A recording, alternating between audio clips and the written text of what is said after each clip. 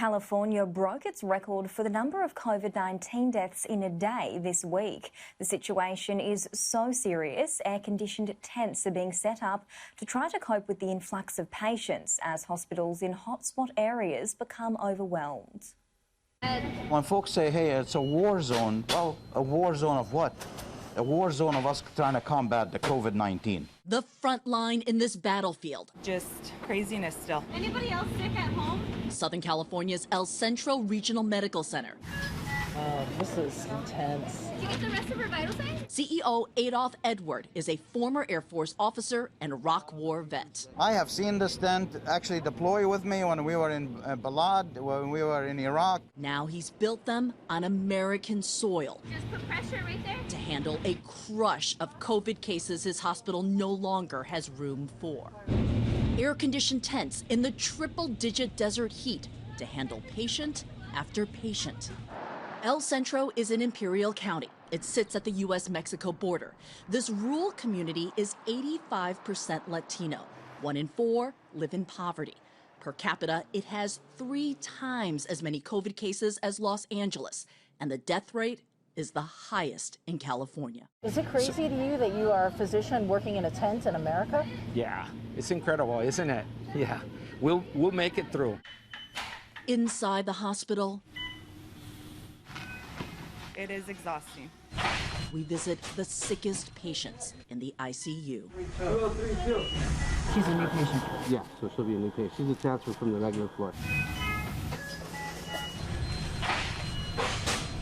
Every single patient in this 12-bed ICU has COVID. 11 of them survive with ventilators.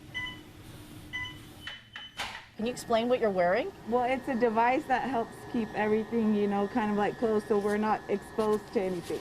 It's what nurse Amber Mares needs to wear to stay safe while helping her 40-year-old patient. How sick is he? He's really sick and he's really young, so we're trying to do everything we can before we intubate him. What is that suggesting to you as a nurse, that the age is dropping? I think that a lot of people aren't honoring like the stay at home. A lot of people aren't doing the social distancing.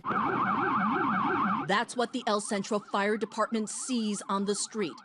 El Centro Fire Battalion. The battalion chief says in this town of 50,000 people, every single hour it is this. There's a possible COVID patient on scene.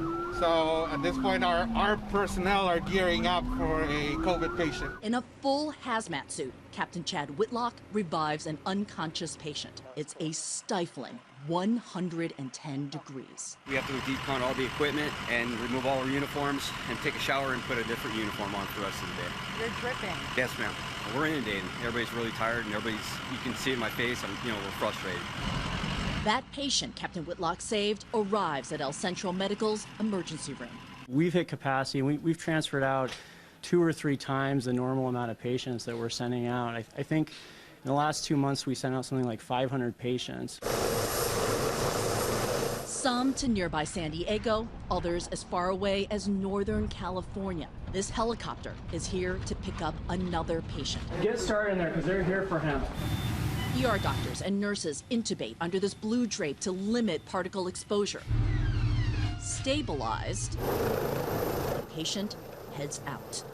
Why is it happening so badly here in Imperial County? There are a lot of U.S. nationals that live in Mexicali. They had a really bad outbreak there. There's a lot of people that cross the border here for work that live in Mexicali and then come and work here. The fields in Imperial County send produce across the country. And even in a pandemic, some 20,000 Mexican day workers enter legally every morning to provide the labor. No work, no money for food, says 65-year-old farm worker Jacinto Moreno. 4 of his fellow farm workers have died of COVID, he says. We cannot win a war on COVID in the emergency room. Look at the big picture. We need to fight the war on COVID where it's breeding, and that's our neighborhoods. In this binational county, COVID is not the disease, it's the symptom. They experience social determinants of health, like putting food on the table, like having to work in dangerous conditions, like not having a mask. We are the poster of those inequities and the reason why we're not able to control COVID. The hospital here is bracing for what's yet to come.